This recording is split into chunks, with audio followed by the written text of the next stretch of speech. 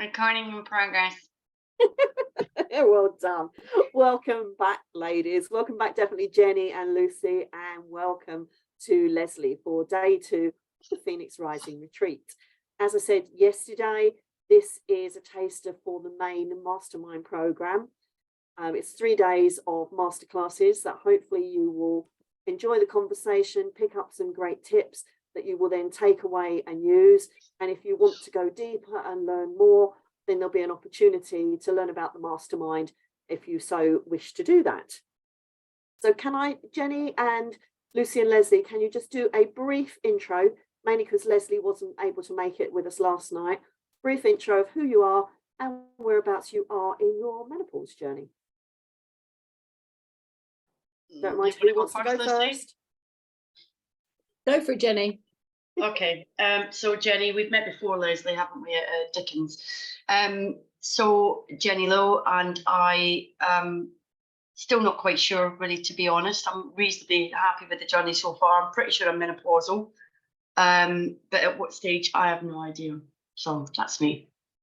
Brilliant, thank you. So hi, Leslie. Obviously, we've had a brief chat already. We talked about this last night again. I didn't really know where I was, but I think I'm sort of the latter stages of the peri stage. So yeah, we'll see. Okay, brilliant. Over to you, Leslie.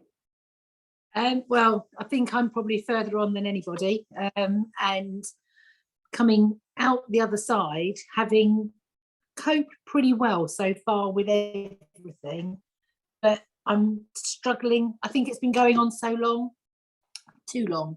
And a lot of the symptoms I haven't particularly had. You know, yes, I get night sweats. Yes, I get a bit hot occasionally, but nowhere near some of my friends that have, you know, been along the journey with me. Just horrendous, some of the symptoms they've been having. Mine's more mood swings, weight gain, etc.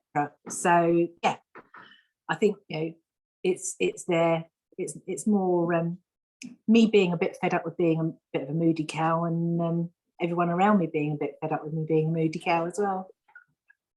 I love it. Oh, I love it. They have to learn to live with it. That's what you tell them. They need to empathise and learn to live with it. Oh, they do. They're pretty good. They've stuck through the journey with me so far. So I think we're all coming out the other side quite well equipped, I think. But yeah, I am struggling with this last bit and very seriously considering going down the HRT route. Yeah. And actually HRT is still really good even when you're into post, because I've just gone back on it again for the simple reason, as I said yesterday, and as you know, Leslie, the night sweat started to kick back in again, which really started to pee me off. I would wake up angry and cheesed off and fed up of lack of sleep because I'm sweaty miss again. You know, I have to keep changing the bed quilt even more regularly than I want to because it feels horrible. So that's why I went back on HRT. Do you mind me asking, I know you said when we were talking briefly before that you felt you had a migraine coming on.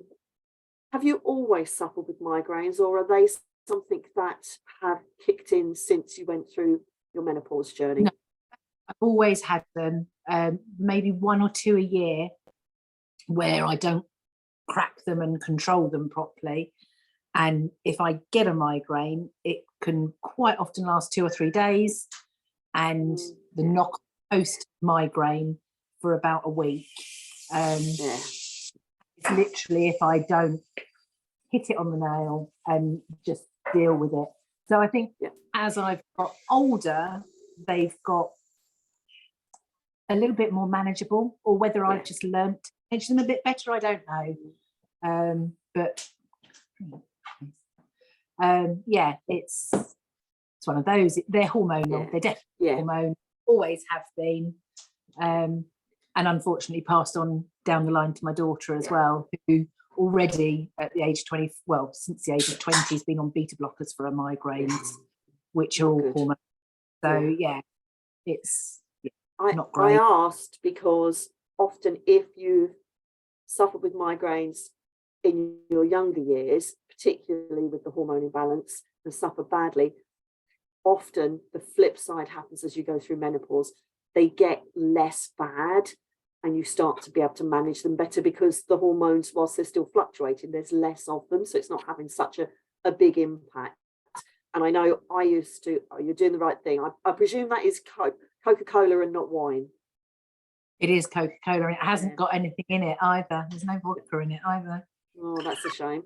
Is it full fat Coca-Cola? No. Because that is really good.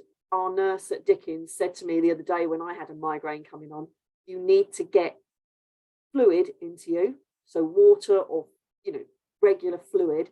But if you can, get a sugary drink into you. You That's need really the sugar. funny. I get migraines just like you, Leslie, and I get that awful I call them migraine hangovers for days afterwards. Yeah, and but when I am getting a migraine, almost always I crave a good sharp lemonade. Yeah. And it's only really, I spoke to Mum about it on Sunday, and she said, that's really weird. That's just reminded me. Her mum used to get migraines, and she always used to have a lemonade. That used to make her feel better. Yeah. Isn't that weird? The sugar and the fizz. Don't know what it does, but it really does help. So it's worth thinking of that, definitely. I mean, I'm at the moment, my bottle, it looks like I've peed in it. It's not. It's not a specimen bottle. It's what's left of. I drink the Arbonne Fizz energy sticks, especially when I feel low energy and I feel a headache or a migraine coming on, because they've got sugar and lots of really good natural stuff that gives you that energy. It's not anywhere near as sickly as a Red Bull or anything like that. I swear by them. This is what's left of my litre of pomegranate, and I just love it. Absolutely adore them. So that's the plug for Arbonne done. Yeah. No, I think I've drunk about 6 or 8 pints of water this afternoon, just trying to. It's not dehydration then. If you start to feel that looking at the screen is getting too much, just pop on camera, listen along. We'll understand. Not a problem. Yeah, that's fine. Thank you. So as I said, this is day 2. Yesterday we looked at your menopause mindset and the types of myths that we hear and the conversations we might have with other menopausal women that can sometimes give us a more negative view. And we know that our brains are really powerful. So when we have that negativity coming at us, we often soak that up and expect to have a bad experience. But we can change that around with our positive thinking. And we had some really good examples of experiments that have been done around negative thinking and the impact it can have. But tonight, it sounds like I'm going to talk again about something negative, but it's not. So bear with me again. I want to look at the psychological impact of loss as you go through menopause. Something that a lot of women don't always think about.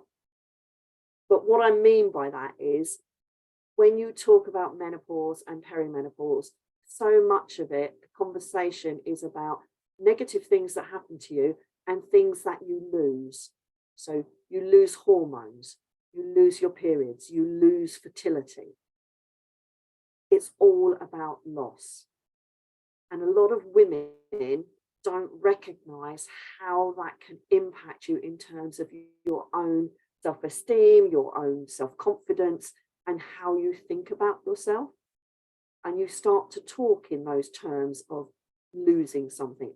I have one of the clients that came on one of the early retreats actually said she hadn't realized just how much menopause was affecting her in terms of those feelings of loss.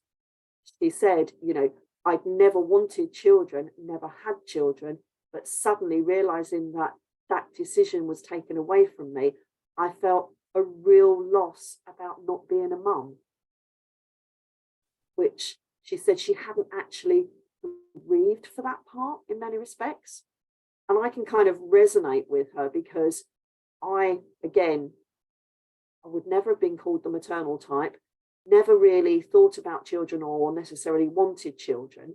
As I went through menopause, I started thinking, what if? I wonder what life would have been like. Have I missed out on something? not regretting it, but just questioning. And that, for me, started me to think, what else have I missed out on? So menopause really brought up a lot of those feelings. That really came to a head when my niece, her baby, and suddenly it was like, oh my God, I want to be around this child. I want to be the great aunt that's involved. And I realized that I'd missed that side of me. And it was quite sad because of knowing I can't do anything about it. It's not my decision anymore.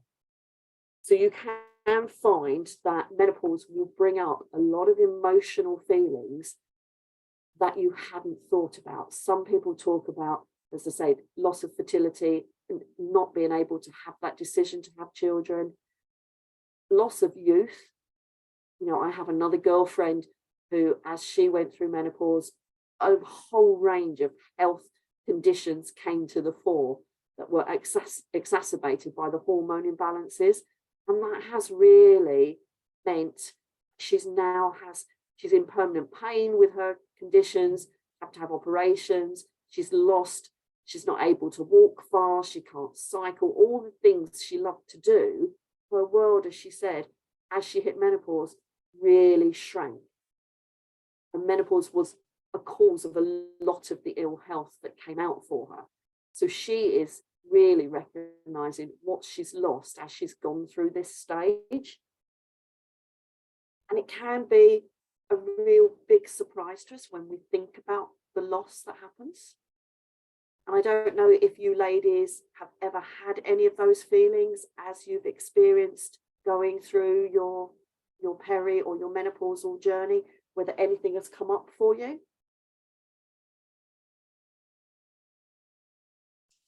Not particularly for me, but I know my mum did, very much so, and even more so after she'd had a hysterectomy. Yeah. And lack of hormones because she, everything was taken. And literally within a few weeks, she was this big soggy mess because she couldn't have babies anymore. And it was really bizarre. Yeah, but it's that it depends on how you identify as a woman. And for a lot of women, that is really important, more so. So I have another lady who is a breast cancer survivor, and she had a double mastectomy.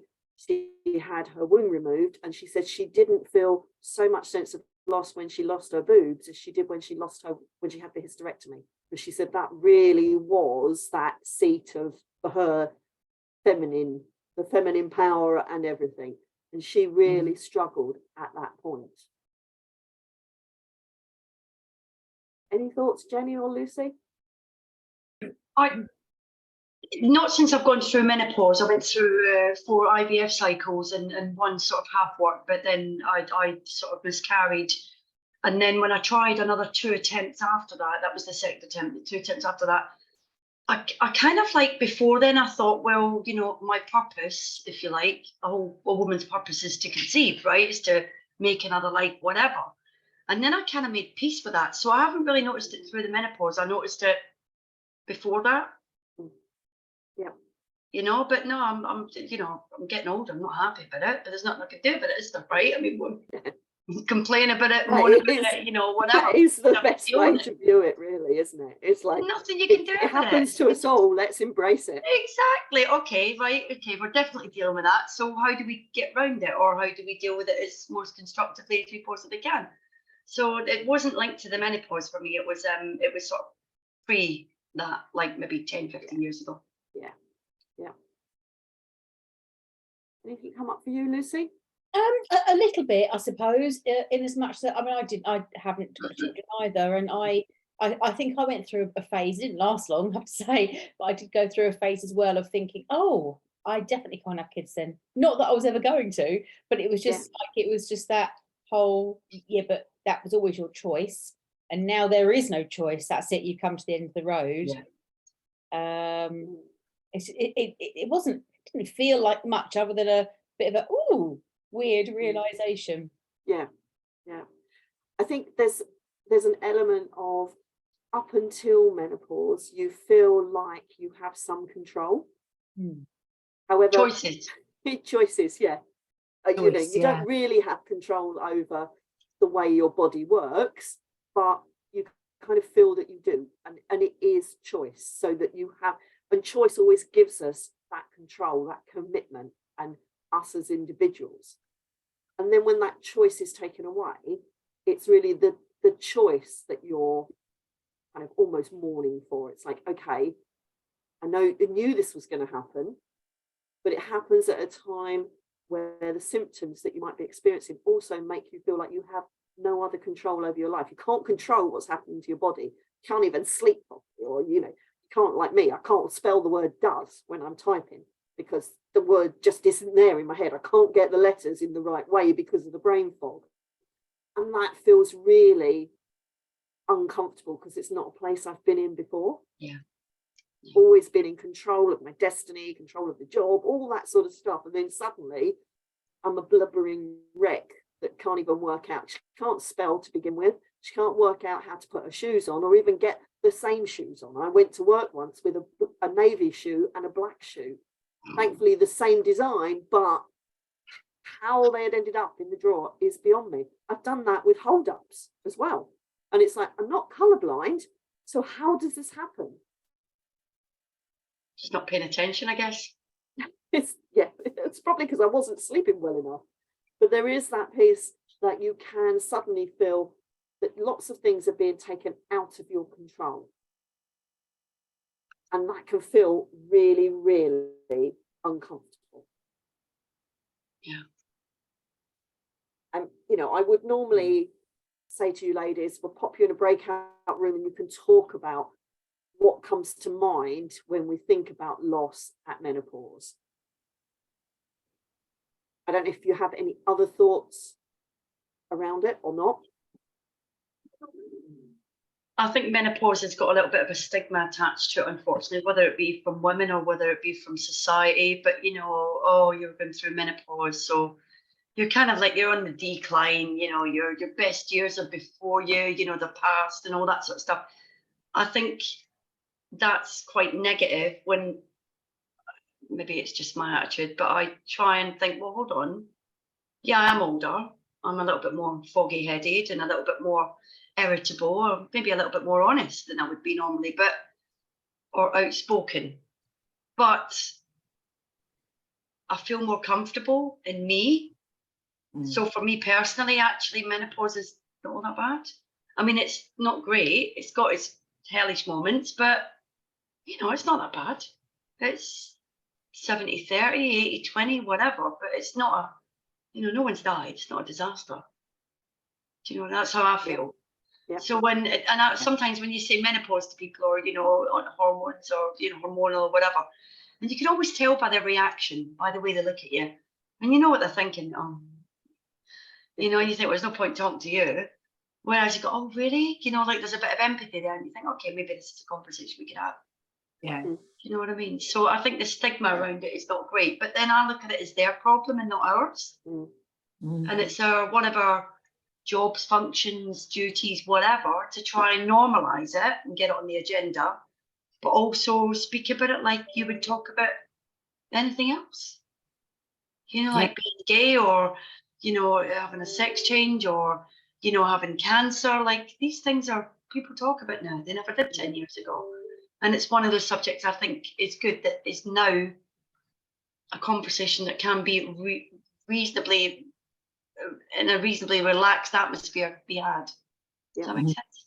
Yeah, absolutely. Absolutely, Jenny. I mean, I completely agree with you. And that sense of loss or any feeling of lack or the end of the road is in our gift to change people's ideas. Because again, that's something I will always do. I will always challenge it. I mean, for me, it was not just the sense of, oh, I'm not having children, but it was the gradual decline of my career at that point that I felt I had absolutely no control over, where my skills were being overlooked in the workplace. They were turning to and this sounds like a real ageist thing, they were turning to the grads who'd just come out of university, Yeah. and they were going to suddenly be my boss, and they didn't have a clue about HR or how to deal with people, and yet their ideas would be listened to, and it was as if, oh, she's the 50-something woman, we don't need to talk to her anymore. And it drove me up the wall. So for me, it was that loss of career, loss of visibility, loss of credibility. Validation, all of it, you know? Yeah. All And of I it. kind of went like this to Yeah. then go, what the, you know, WFT or WTF, that's it, I can't even get it Yeah, wrong the right way. WTF. Not having this. Shut the front door. Shut the front door. Yeah, it's like not having this at all. Yeah. So it, from that bottom, and you would go down like this, from that realization, it was, I can either accept this and carry on doing what I'm doing and complain about it, or I can go, this isn't me. There's a different path. And there's always a different path. Yeah. Oh yeah. Yeah. Always. Even if it's the most random, weird, obscure, unusual path, there's always a different path. It's just finding it. Mm. And that doesn't come until you hit that spot that you recognize it's time for a different path. Yeah. And for me, it was opening the conversation even more, but in a more positive way. So that sense of loss for me put me, if you are familiar with the change curve or the bereavement curve. So for me, for a long time, I didn't want to accept that I was in menopause, mainly because nobody was giving me the idea that I was in perimenopause. And again, because I probably was you thought fighting it. menopause is a really bad thing, so you don't want to be that thing, right? Yeah. So no one talked about it.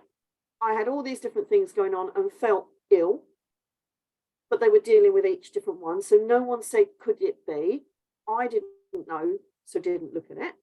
I had my mum saying things about my sister-in-law. Oh, as soon as she's 60, she would have gone through the change. You see her skin will go wrinkly. Well, she's put on weight since she went through the change. Oh, that's really helpful. Negative things that I then went, I don't want people saying that about me. I don't want to be in that space. So I was doing the whole denial thing and the angry thing before I got to that acceptance of, well, this is where I am. Done the research. I can't not go through it. It's part of life. I've got to go through it in the best way as I possibly can to come out the other side. So what can I do about it? Yeah. And that's the same with any loss that you're feeling, is to think about, how do I get myself to that place of acceptance? And then what do I do to climb out the other side?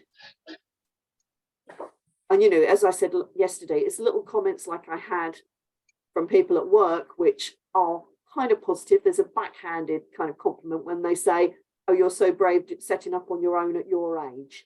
Yeah, well, I was saying it might be a compliment, but yeah, I know what you mean. It's those little things that just go, really? Yeah. Just how patronizing are you? Yeah. When I watched back remember I messaged you and I said I watched it back today, and I heard you say that comment, and you're like, oh, maybe then you're like, yeah, maybe they did mean it in a nice way, maybe they did. That sort of thing. But maybe they were just tactless and jealous. Yeah, you have to think that their heart's in the right place when they say stuff like that, don't you? Yeah. Otherwise you'll be like, Yeah, I can't wait to go back in there and to train them how to have good management through menopause and say to them, see, who's brave now? Do you remember me? Yeah, I'm the old bag who went off on her own and started up her own business. Yeah. Nice to see you again. Oh, you're still in that same dead end job. Okay. I'm glad you're doing well. You got to gloat on a little bit, didn't it? Oh, just a tad. But not so much that it notices, like so much that they go, was she gloating? Maybe she wasn't. Like leave them with a question. Oh, no, I want them to know I'm gloating. No, do it so subtly. They're like, maybe But not. this is it. I can laugh about that now. It still niggles a little bit, but it is that whatever sense of loss you feel in any way, it's how you can get yourself to accepting the situation that you're in, what you can do to get there, and then how you can turn it around. Because again, if you find yourself, and wallowing is the wrong word, but you'll know what I mean. If you find yourself drowning at the bottom of that curve, you haven't got to acceptance. You're still angry. You're still in denial. You're still, you know, the woman that's wearing the really short skirts when actually she probably shouldn't. It would be better to be a bit more subtle, you know, whatever. You know, the one that's having all the Botox and all this sort of stuff to stay young. Walking around looking like a duck. Yes, yes. My sister's a duck. My sister's a duck. When she comes to visit, I say quack quack. She's like, shut up. Like, well, you're the one that looks like the duck, babe. She's doing what she thinks is Oh, making her feel good. but she looks ridiculous. But I this really, is the thing, you know, we I all can't do send her weird this. Like, you things. know, she can't watch this now. I can't send her this on. No. Okay. What you can do is you can download it yourself and then edit that bit out. Oh, can I? Okay, all right. Yeah, because I was going to forward. Because I forwarded the one from yesterday to her today. But yeah, maybe I won't do this one. I don't know. Okay. But this is the thing, we have to do things that are going to make us be able to accept what is happening to us and to be able to turn it into that positive. Yeah. And what I talk about on the main course, I talk about a lot around our coping strategies. So what are those life rafts that we can pick up when we need them? What do we have in our toolkit? And there's a lovely model that I like to use, which is, I think it's the 4 S's. I think it's S's. So it's 4 quadrants. You have in the top left, you have self. Right. Self. No. Yeah. No, get it right. Situation is top left. Then self. Bottom left, support. And bottom right, strategies. So it's a way of thinking about how you can have a positive experience. So situation, and this model works for anything where you're thinking, I'm not feeling positive, I need a helping hand. So situation is quite an obvious one here. What is the situation you find yourself in? And that is about actually asking yourself to be honest around, I'm in my perimenopause, or I'm on my menopausal journey, not quite sure where I am on that journey. I think I'm here, I think I'm there.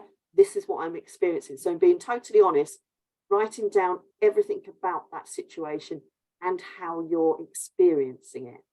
And that can be your feelings, emotions, any of them. Then what you do is in self, you think about, okay, what skills, strengths, you know, abilities do I already have that will help me to better manage that situation so that I can be more positive? And it might be your value systems. It might be that actually you're a naturally optimistic person, or you're the person that wants to research, you know, build on your knowledge, all those sorts of things. Write those down.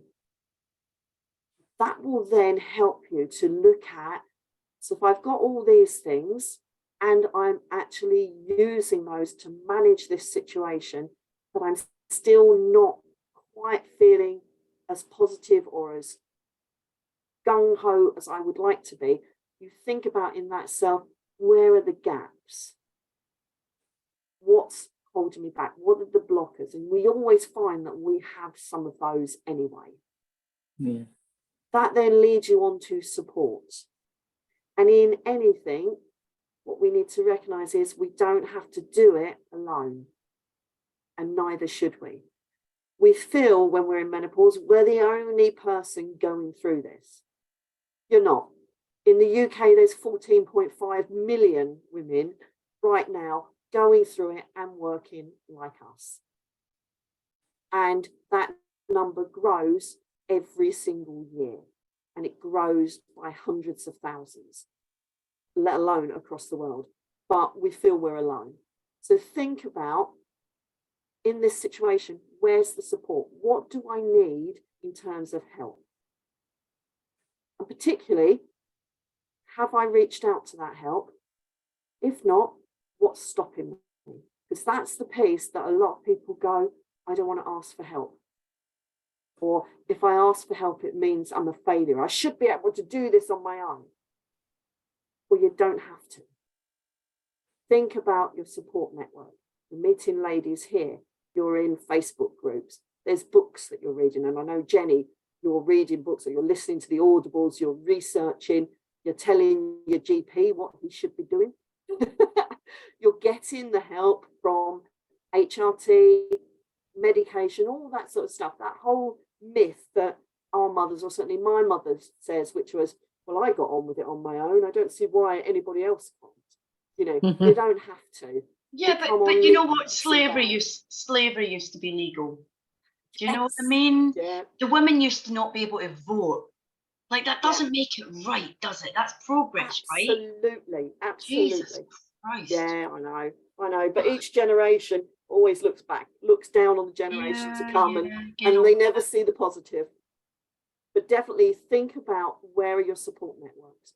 Where do you, and if you've looked under self on the things that are missing, that's where you can particularly think around support.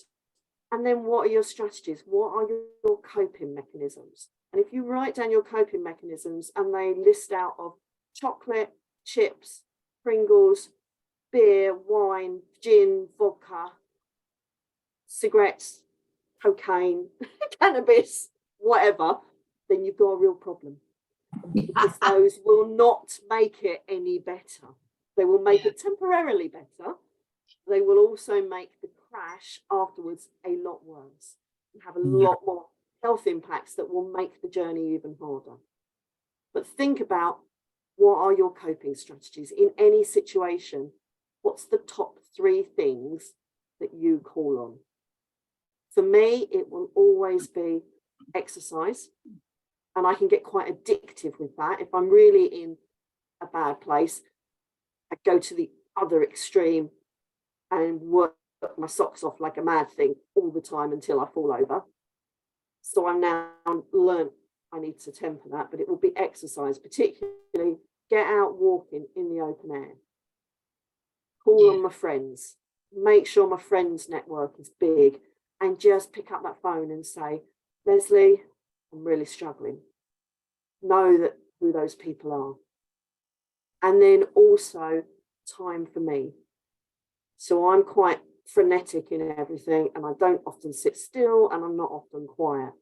So I find quiet time, just me meditating, journaling, reflecting, calms me down. Those will always be my top 3 coping mechanisms. And I've learnt those through bitter experience. And again, as I say, I have to make sure I don't go to the, addictive end of that scale, and keep it under wraps. So I don't know if you want to have a quick go at mapping some of those things in those 4 quadrants, or if you've already thought about it as I was going along, share something that's come up for you, or something you've thought about, or something in a coping strategy that might be really useful for the other ladies. For me, really, the menopause, because I had a couple of bereavements, like 1, 2, 3 bereavements in about 7 years, very close ones. So for me, the menopause, like I said yesterday, when I got that anxious feeling, and that was the moment for me where I thought, hold on, this is not right. This is more than stress. This is more than bereavement. This is more than, being tired or whatever. There's something going on here. But I always take myself back in any situation, menopausal or life, and I think I have my moments, I have my meltdowns, I have my, what am I going to do? We all have them. No one's perfect, but I always, at some point, come back to, like, Jen, you've been through way worse than this, and you're still here, and you're a little bit smarter, and all right, you're a little bit older, but you're smarter, and you're still here. So, like, for me, that's a sort of default. Does that make sense? Yeah, like absolutely, a safety net. Does that make sense? So I never go any, when it does go scary, then I think, hold on, stop. What are you doing? Yeah. You've been through worse than this, and you're fine. So Check you'll be off, fine isn't again. it? Yeah. Do you know what I mean? So for me, that's a default setting. Yeah, Does that that's make good. sense? Yeah, absolutely. Yeah, Mm. definitely. It reminds me of one that, again, I've talked about, which is the mood elevator. So when you feel, so again, in menopause, you can get all these erratic mood swings. Anger was a big one for me. I suddenly lost my patience with everybody and fly off the handle in a smidgen of a second. So I would say, well, I can't do anything about that. It's all hormones, all hormones. But actually, that was just an excuse for me not managing that better. So I use what's called the mood elevator, and you start at the ground floor, which is called curious. And if you always think you're curious about a situation, either yourself or that you find yourself in, you have two choices. You can either go up the mood elevator so that you stay in the positive, or you can descend into grouchy, bitchy, all those nasty bits at the bottom. But if you go, actually, what is it about this situation that's making me feel these emotions? Let me just stop the elevator at ground and just think, what's going on here?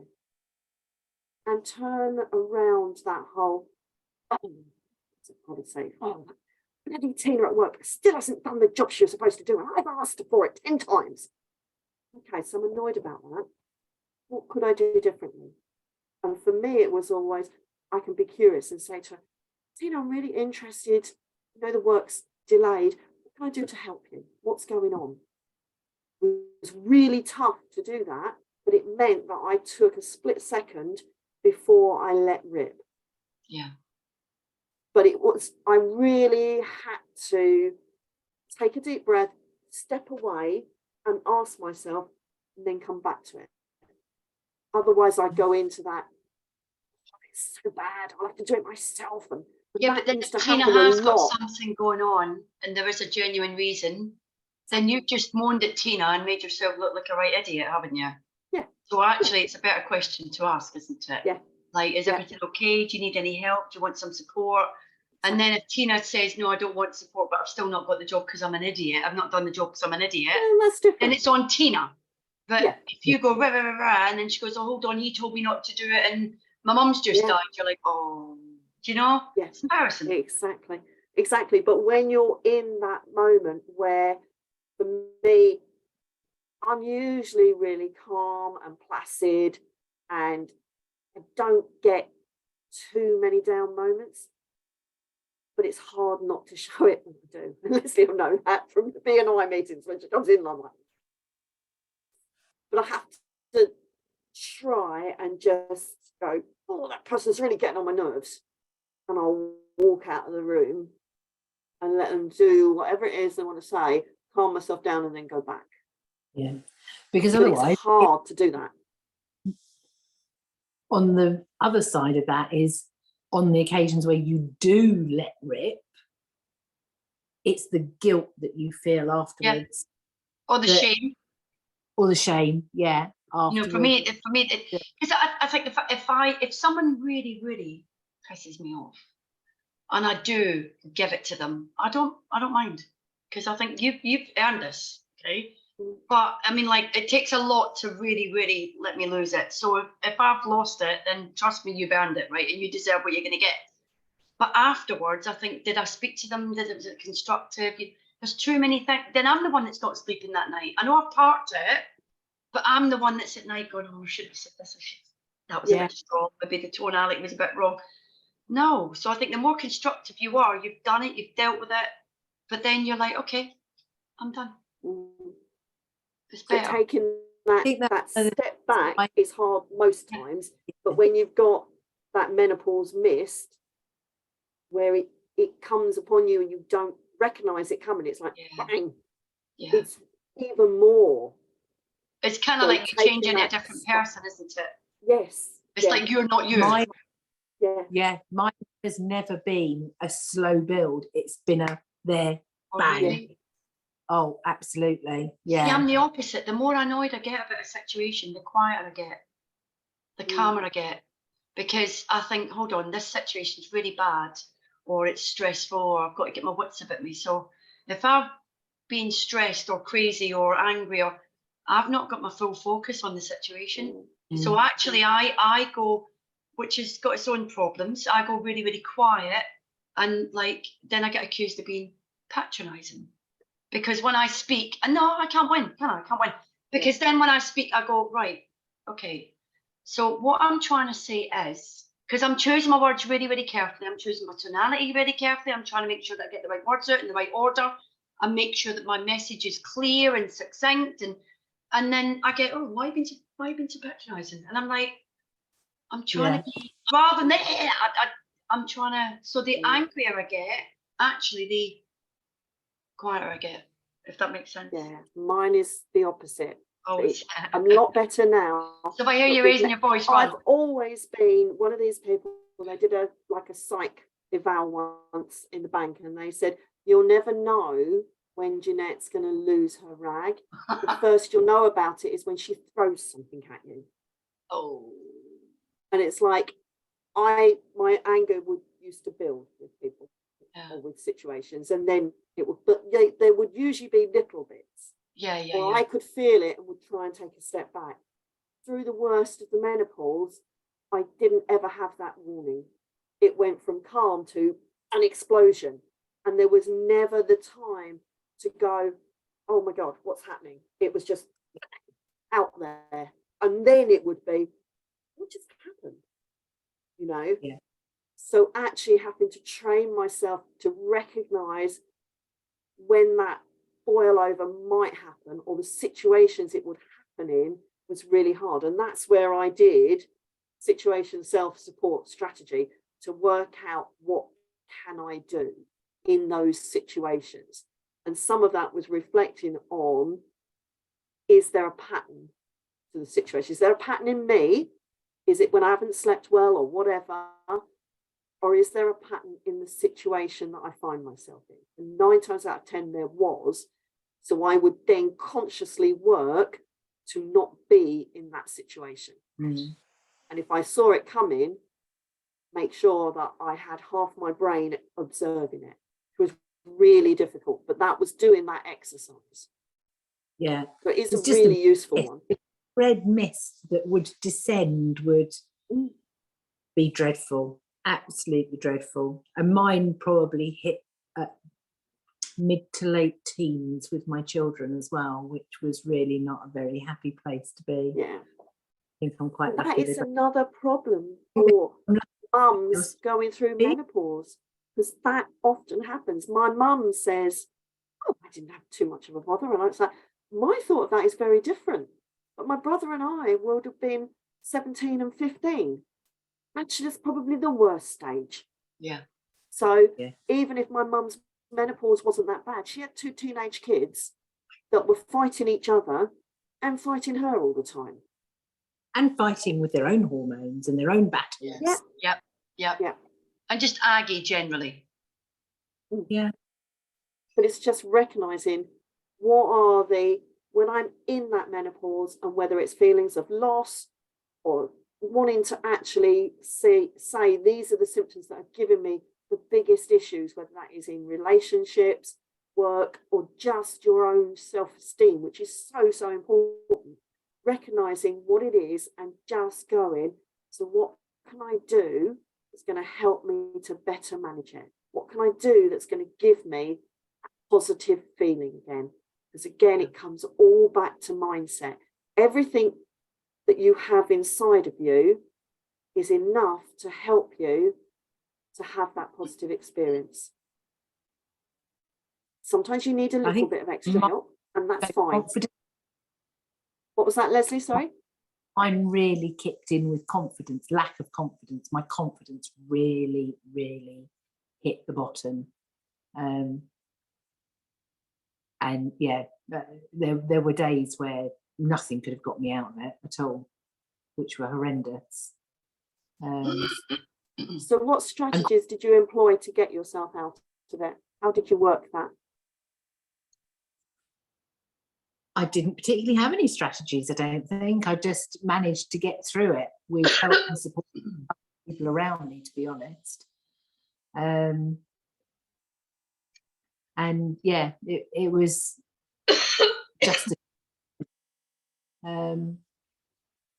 which You're right, Jenny. I was lucky enough to come through. It also kicked in with me changing what I was doing, Yeah. and retraining to be a mortgage advisor. And I think that came on the back of really wanting to help other people, and that was sort of one of the ways that I felt that I could do it. But yeah, I think it was sort of that late 40s and my early 50s when my confidence really, really did struggle. Yeah. Menopause can really impact your confidence because, again, with estrogen playing up, hot flushes, different things like that, you suddenly start to feel different. Hot flushes cause anxiety. You might find you've got anxiety that you've never had before. Simple things like driving the car. I hear so many ladies say, I want to drive the car at night. I still have no problem with that at all. My A sister lot of started to women say say that. Yeah. She started saying They in the last lose couple, the she doesn't like confidence. driving at night, and I'm like, it's the same. Or I don't like at driving night. where I don't know. Yeah, and I'm like, really? And she's normally like, she just go anywhere and do anything. But the last few years, she's. That can be, some of the perimenopause can do that to you because it's lots of psychological impacts that it has for you. And again, that's what exacerbates some people's feeling of loss. The fact of, I'm not able to do what I used to do. I'm just not as confident. And I don't know where that's gone. But does that not also all tie in? I mean, I know there's a menopause thing and the hormonal thing, I get that. But does that not also tie into your typical woman that's, say, 40 something, that's got kids that are just about to go off to uni? So you've got the empty nest thing. You know, her and the husband's probably not having sex because, like, you know, they just don't, because they've been together for like 20 years. And do you know, so it's literally everything in one massive basket, right? Everything happens at the same time. Yeah. It is that perfect storm. Yeah, that's what it is, perfect storm. Someone said to me they felt like they were in a whirlpool being dragged down. They couldn't get out of it. Yeah. What were you going to say, Leslie? Sorry, a lack of time management as well with it all, because there's just not enough hours in the day to be managing everybody's expectations as well as your own. And you do have to stand back. That is an important one. Yeah. Boundaries are massive. On the main course, we do look at boundaries and why they're important, but also understanding your energies, the energies that come with your monthly cycle. Even if you've had a hysterectomy or you're postmenopause and haven't had a period in years, your body still has a cycle. I know, Jenny, we talked about it yesterday. I know you sometimes still feel those dragging feelings like I'm going to have a period. I still do as well. Yeah, or like my boobs are a little bit tender, or you know, they feel heavy, or you know, it's very minor, but I think, okay, maybe I should have a period right now. There's something about understanding the 5 energies, the 5 feminine energies that go with your hormones. Now, I did a live last week with a lovely lady, Rachel O'Brien. It is in the group, I think, but if it isn't, I can send you the link to it. And she talks about the 5 feminine energy types and when they kick in at different times in your cycle, how they can make you feel and how you can use them.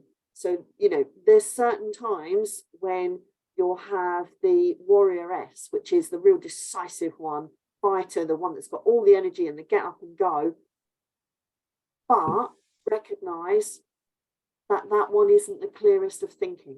It's the gung-ho, almost the one that's being run on adrenaline. Never make a decision when you recognize you've got the warrioress with you. Yeah. You know, you want to be looking for the queen that's the calm, the contented, the quieter, the reflector, the thinking one, the much more clear-headed. And they all go with your 28, 30-day cycle. What I'll try and do is, I have got the link to it. I'll pop the link for you, definitely. It's a really good session and we recorded it. But it is recognizing that's another strategy, thinking about those things. Yeah. And how you can bring these into how you're working. Because at this time, so much happens. You're contending with so much. And you've got a lot of women, a lot of us that have aging parents that suddenly might need, you know, my parents are really fit and healthy, but they've got hospital appointments. Dad drives, but it's not as well as he used to. He makes us worry a little bit because he's the one doing 30 mile an hour down the motorway. Yeah. Mum won't drive, full stop. So when Dad had eye problems and they needed to drive to the hospital, Mum wouldn't touch it. So you're called in to do that. Different things like that. You're being pulled in different directions. You're trying to be Superwoman and do it all, and actually you don't have to. But you And there's feel another thing. you have to. It's not about just the kids leaving and the husband and the breakdown of the relationship. You've then got the parents to take care of. There's another thing.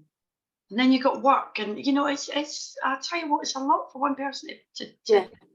It's a lot. Yeah. So Yeah. whilst you're contending with loss of hormones and the physical and mental impacts of that, you're all taking on loads of stuff as well. So And being when you think expected about it, to do actually, the fact that we're all kind of walking and functioning really it's good. is amazing, right? Yeah. You know, we're paying our bills and we're running businesses and we're taking care of our families, we're running a house, and yet we've got all that in the background. Yeah. I mean, that's pretty good, And right? you know what? Should we get like a It medal? is amazing. We should do. We We get an should do. award or something? But we often, all of us often, Leslie's the same as me, right in the middle of that, we change careers because the old life isn't suiting us. And we know we want something different. Like you really need the drama. Yeah, exactly. Like on top of everything else, you add the extra drama of going on your own, retraining, doing something you want to do that means a lot. So you find that purpose. But actually, it's really, really difficult because you haven't got necessarily the confidence. You haven't done training for many years. You've got to reapply your brain. It's really hard. Try It's sitting the also really exams. bloody good. Too. Oh, yeah. Leslie, I've been there, writing assignments. You're not answering questions I don't understand. It's like, I never understood the paper I was reading, let alone answer the questions on it. Yeah, I'm happy to answer the question if I knew what the question was. Yeah, if I knew what the devil it was all talking about. Yeah. Yeah, but like, yeah. I used to be so pleased every month when the tutor used to come back and I'd pass the assignment. I did actually once say to Andrew, I don't know, Christ knows what I've got to do to fail it because I'm surprised I've even passed. But it is, again, that's a confidence thing. So many women go through menopause and change their lives out of all proportion. Maybe it's that sort of shut or bust. You know what? Things are messed up. I might as well just make myself happy. So let's just do what I want to do. Is it that a little bit? It could well be. It could well be. It's also menopause. The positive side of menopause is that fact that as a woman, you start to take control of yourself and your life much more because yes, you've got the hormones going on, but you're not thinking the nurturing side of you, whilst it's still there, is kind of taking a bit of a backseat. It's not nurturing to the extent of I've got to have a baby, I've got to be, creating It's more self-nurturing. Exactly. It's more now it's my time. Yes. I've given all my life to this family, to these kids. Look how fantastic they are. Yes, I've still got to give it to mum and dad, but it's my time. So what for me now? And a lot of women talk about menopause starting off losing themselves in it and then finding themselves again. So it's not a surprise that it's massive. I think again, mine was about finding my confidence. I needed to do something for myself. Yes. To give confidence back. Yes, definitely. And that will be one of your strategies. Yeah. You recognise that on the self side, confidence had taken a hit in the situation. So what could you do? You chose to change careers because you were going to do something completely different that would help people, and that would give you your confidence back because you had to retrain. And it's again, we never do it the easy way, do we? You know, I mean, if you're going to change something, why not make it really difficult on yourself? Change career completely to something you've never done before, or, you know, that makes kind of sense, but that you've got to retrain and do exams, and it's all, you know, tough. Yeah. But again, it is that searching for that you know, the glass mountain almost, but actually being able to cross it, get to the summit and succeed rather than fall off the side of the cliff. Absolutely. Yeah. So in the main course, I use a lot of these. I talk a lot about transition and things. Sorry, Leslie? We definitely don't all take an easy course from time to time. It's that route is always a bit on the tricky side, a bit slippery. What we need to do is ask someone else what to do, then they'll tell us what to do, we'll follow it to the letter, then we tell them what to do and they follow it to the letter. Because we're really good at giving advice, and we give very good advice. I know I do to other people. Yeah. But A, I don't give myself very good advice, and B, when other people give me good advice, I very promptly ignore it and then do the other thing anyway. Yeah. So, like, take all the think work out do of it. as I say, other not people as I do. Are you good at giving other people advice then? Oh, I'm the one that everybody comes to. Oh, I've got a question, Jen. What do you think? Oh, I'm going to change careers. You know, I want to go to uni. Whatever. The question could just be so random. And I'm always the one that they phone, which is great. And I'm good at giving a good advice. So, you know, that's nice. It's nice to be able to, but I'm just shit when it comes to myself. Because I guess I'm emotionally involved in my life, right? Yep. It's easier. easier to do that.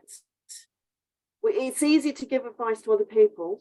Well, yeah, because you're looking at it from a difficult for pragmatic perspective, aren't you? Whereas when you're involved yourself, then you're looking at it from an emotional perspective, and then that just clouds everything, doesn't it? So ask yourself, what could I do so that I start to look at it from a pragmatic standpoint? How can I take the emotion out? I mean, emotion is what makes the situation, the life, whatever you're going through, real.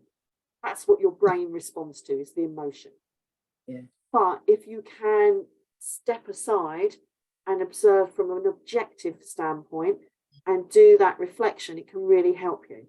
That's what I had to do with my anger. And it's so darn difficult. I knew I had to do it because otherwise I would have got fired. Didn't want that. I would have been accused of all number of things because I wasn't a very nice person, and I was a dreadful manager at that point because I couldn't manage myself, let alone anybody else. And I had to get a handle on it. I would not have recognized that if I hadn't been able to step aside. Someone said to me, do you realize how you're coming across? And I wanted to thump them because I knew very well how I was coming across. Didn't want to face it, but had to. And sometimes we have to ask ourselves, what is it in me that's causing this? What can I change? How can I do this?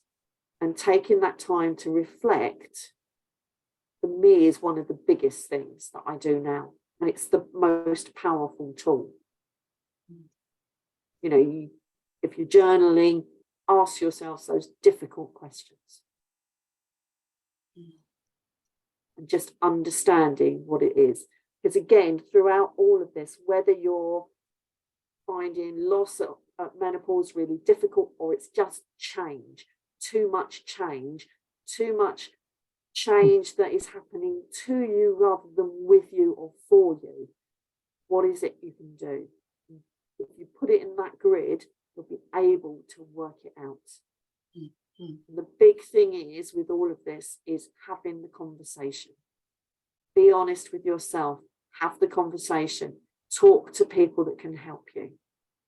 You don't talk to the people that aren't going to judge you, are going to sit there, they're going to hear, they're going to listen, they're going to help you. Where are they? Well, there's me. That's probably not friends and family, is it? Friends and family do put judgment in because they feel they're entitled to, because they're friends and family. Some friends, I've got one or two friends that I do go to because I know they won't put the judgment in there.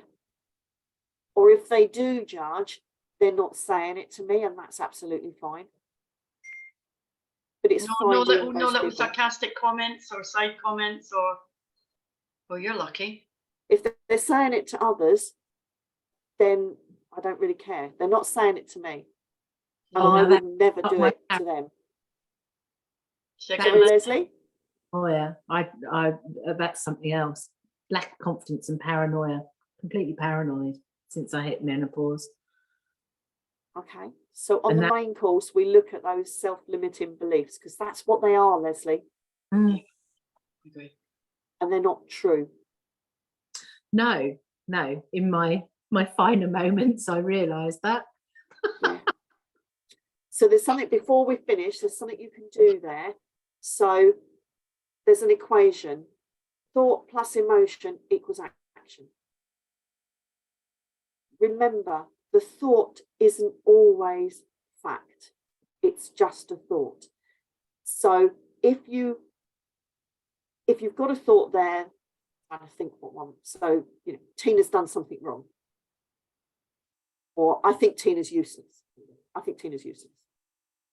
If I put emotion in there, which is feeling angry, disappointed, upset, betrayed because she's useless and I thought she was going to be better, the outcome is I lose my rag with her. I tell her what I think and I fire her, for argument's sake. But that all starts with that thought. That thought, Tina's useless, rationally is not true, because this particular employee was blooming good. She joined the team when it was just me. We had a great working relationship. She's not useless. She's very, very good. In that moment, that's the thought that comes up. So if you can stop at the thought, just analyze it and don't add any emotion to it at all, you can stop the action from happening. So what you Like do only is facts. you only act on fact. I think I did send you a link to the book, Life Under Fire, Foxy. Yes. Jason, right, okay. Yeah. And I know it's all about he's in the special services, you know, the elite services and all that. So I get all that, but there's so many metaphors in there for life. Yeah. And what they say is they could be sat there in a hole in the ground for 4 weeks watching a post. They only record from so many metaphors, so many points that you think, bloody hell, that's really valuable. They could be sat there, they've only got to record what happened and when. They don't make any notes of what they think's happened. No, They don't make any notes about who they think's Yeah. guilty or who they think they're up. Doesn't matter. Yeah. They record this literally what they see. facts.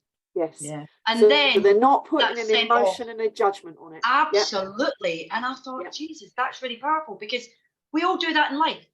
Yes. You know, oh, she said such and such. And I'm like, yeah, but did she say that? Well, yeah, she did. Well, how do you know? Were you there? No, but that's what they said she said. Yeah, but you didn't actually hear her. Did you hear her say those words? No, I didn't. Then So it's then not how do you fact. know what she said? Yeah. Because she said it. Yeah, but she might have got it wrong, or she might have told you the version that Yeah. she wanted to tell you, or maybe there's a little slant on it, or maybe she didn't say that in tone of voice. Maybe she didn't mean Yeah. that. Yeah. And then I've always get the whole Mother Teresa mantle where, oh, you always stick it up for everyone, but you don't know the facts. Exactly. And even if you were there and you did hear her say that, you still don't know that that's what she Yeah. meant. And also what that person's done is put their own overlay and agenda on Absolutely. it. And they've added their own emotions, Absolutely. judgments, everything. 'Cause Facts. judgment is an emotion. Yeah. So when you're in those moments, you want to stop the emotion so you don't act. Don't ever act on just a thought, because thoughts are just that. They are not beliefs. They're not truths. So when you have that thought of that paranoia, oh, I'm useless, stop it. Stop there and go, hang on a minute. Where's the evidence for that thought? And if it is, I made a mistake in this mortgage, for instance. Okay, that's one mistake. But so what did you do about it? You put it right. You're not useless. You just made a mistake. It's thinking those things through, because when you tell yourself, I'm paranoid, I've lost confidence, you absolutely will act that way. Yeah. And when you're thinking, I'm paranoid and lost confidence, Leslie, give me 3 emotions that you feel when you think that? Oh God, loss.